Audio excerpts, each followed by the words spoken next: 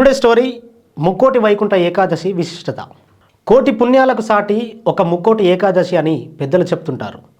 ఈ పండుగను తెలుగు నెలల ప్రకారమే జరుపుకున్న ప్రతి ఏడాది డిసెంబర్ నెలాఖరు లేదా జనవరి నెలలో ముక్కోటి ఏకాదశి వస్తుంది.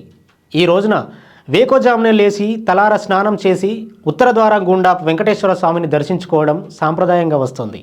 అసలు ముక్కోటి ఏకాదశి అంటే ఏమిటి, ఎందుకు ఈరోజే ఉత్తర ద్వార దర్శనం చేసుకోవాలి, ఇలాంటి విషయాల గురించి ఇప్పుడు తెలుసుకుందాం. ఏడాదికి 24 ఏకాదశులు వస్తాయి.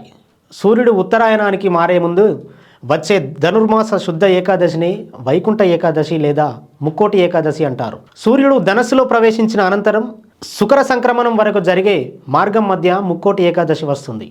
ఈ రోజున వైకుంఠ నాకిళ్ళు తెరుచుకొని ఉంటాయని వైష్ణవాలయాలలో గల ఉత్తర ద్వారం వద్ద భక్తులు తెల్లవారుజామునే భగవద్ దర్శనార్థం వేచి ఉంటారు.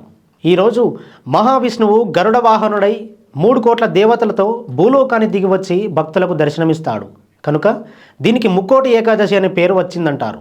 ఈ ఒక్క ఏకాదశి 3 కోట్ల ఏకాదశులతో సమానమైన పవిత్రతను సంతరించుకున్నందువల్ల దీన్ని ముక్కోటి ఏకాదశిని అంటారని పురాణాలు చెప్తున్నాయి. ముక్కోటి ఏకాదశి నాడే హాలాహలం అమృతం రెండూ పుట్టాయట.